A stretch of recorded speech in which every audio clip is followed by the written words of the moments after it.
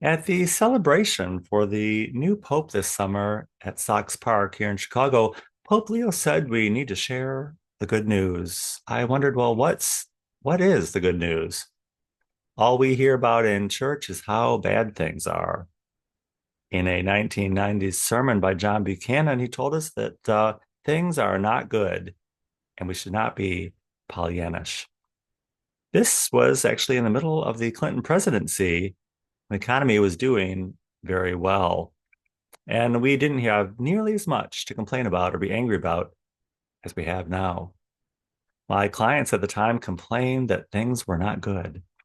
I stopped more than once in the middle of a conversation to remind them that we were actually in the middle of an economic boom. It was probably as good as it was going to get. And all they could say was, well, it could always be better.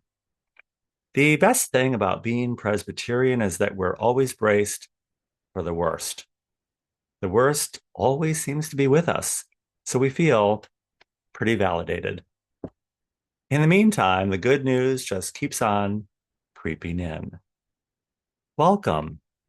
Welcome to Sunday Coffee Hour. I'm Stanley Smith at Sunday Coffee Hour. We talk about everything and pretty much nothing.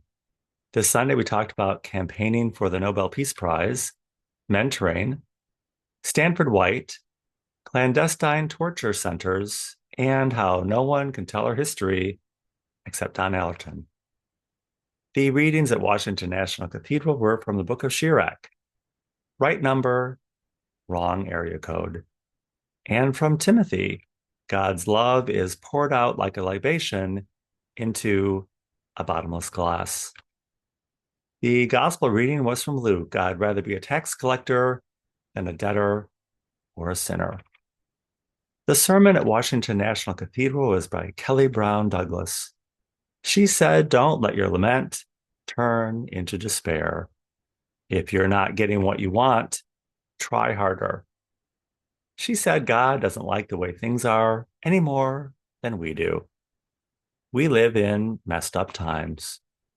Having a good life doesn't mean hiding your head under the sand and pretending everything is fine.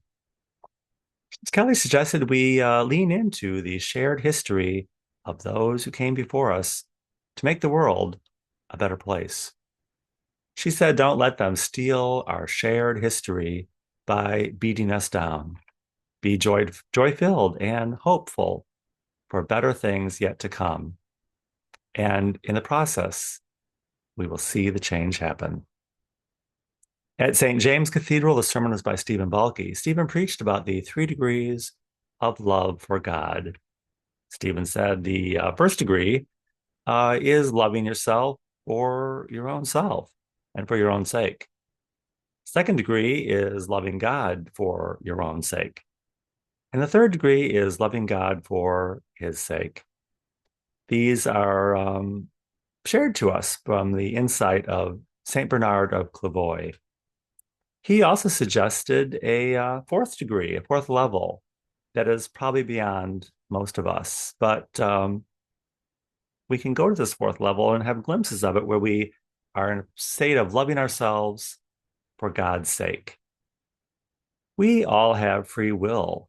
When your free will is that of God's will, it's the ultimate alignment. It's not seeing things as good or bad, it's just seeing things as is. Christ didn't say he was good for you, he said he was the way. When his way is our way and our way is his. It's it's not just a bold assertion, it's the blasphemy of embodying the good news. We're both participants and innocent bystanders in our own lives and in the lives of others. We take the best of others and incorporate it into ourselves, offering what we can in return to others instruction, correction, and encouragement. In a recent reflection by Marianne Budd, the Anglican Bishop of Washington, D.C., Marianne says we can fall victim to behavior attribution asymmetry. It's a fancy way of saying bias. We see ourselves as just and right and see those we disagree with as wrong and even evil. Marianne cited Arthur Brooks and his book, How Decent People Can Save America by Resisting the Culture of Contempt.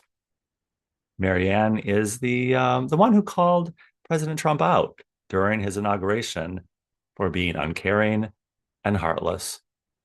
Marianne probably still sees him that way, but it's possible she can now see him as an actual person. It's a remarkable turnaround. Mr. Brooks says it's one thing to stand up to people we disagree with, but it's another thing to stand up to those we agree with on behalf of those we disagree.